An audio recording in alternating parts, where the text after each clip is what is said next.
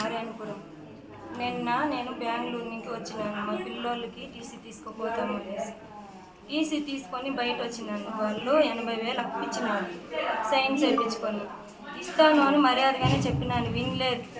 శారీని అంతా పెరిగి టీసీని అంతా చింపేదానికి ప్రయత్నించినారు.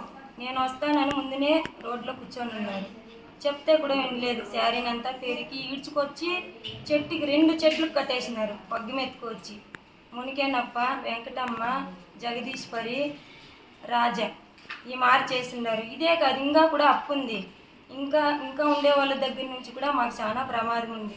నాకు 3 పిల్లోళ్ళు, మధుశ్రీ, దీక్ష, అభిరామ్.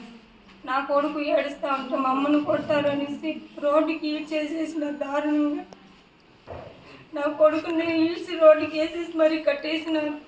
నా బిడ్డ వచ్చి నా కాళ్ళు పట్టుకున్నాడు, మా అమ్మనే వదిలేయండి అనేసి. అయినాను వదిలేదు. ఇలా చేయొద్దండి, నా పెద్ద న్యూసెన్స్ అయిపోతుందంటే వినలేదు. నా మొగుని చేసినారు. ముందు నా మొగుడు భయపడుకుని వెళ్ళిపోయినాడు. అప్పుడు చెప్పింది వద్దు, పెద్ద న్యూసెన్స్ అయిపోతుందని వినలేదు. మూతి అంతా గిల్లి కొట్టి చేసినారు. ఎవరు చూసినా పట్టించుకోకుండా వెళ్ళిపోయినారు.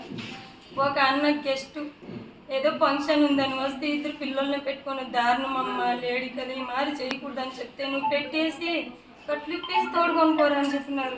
మాకెవరూ లేదు, చంపేస్తాను బెదిరించినారు. ఇస్తాము, తీసుకున్న డబ్బులు లక్షలకు వడ్డీ కట్టినాము.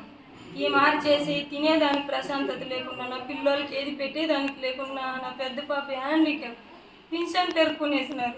స్కూల్కి పోయి వచ్చేటప్పుడు బెదిరించేవాళ్ళు. నా పిల్లల్ని ఫోన్ చేసి అమ్మ మమ్మల్ని బెదిరిస్తారని వాళ్ళు హాస్టల్లో వేస్తామని వచ్చినాను. ఈ చేసినారు. దాముకొని వెళ్ళిపోతావు అనేసి చేయి పట్టి లాగి కట్టెత్తుకొని కొట్టినారు.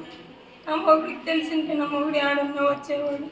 నా మొగుడికి భయము, అప్పుడు బాగా బతికినాను. నా మొగుడు ఈ చేసేసి నా కొడుకు అడుక్కున్నాడు, కొట్టొద్దని మా అమ్మ నేను ఇంట్లేదు. చూసి చూడనట్లు వెళ్ళిపోయినారు. ఒక అన్న లేడీ కదా ఈ చేయకూడదని చెప్పినారు. అప్పుడు వదిలినారు. వదిలిన తర్వాత 10 నిమిషాలకు పోలీసులు వచ్చి ఎవరు వైరల్ చేసేసినారు వీడియోని.